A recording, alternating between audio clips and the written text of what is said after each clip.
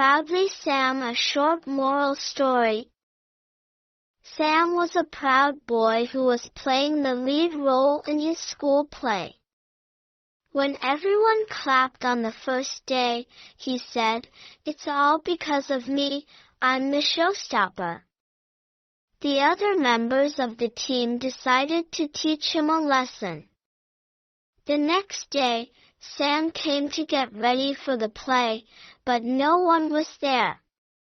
He was worried. Just then before the play, they appeared then. They said to him, "What's the matter, Sam? Aren't you the showstopper?" Sam was happy to see his team. He apologized for his proudly nature. Once again they put up a splendid performance. Moral: success never belongs to one person alone. Thank you for watching.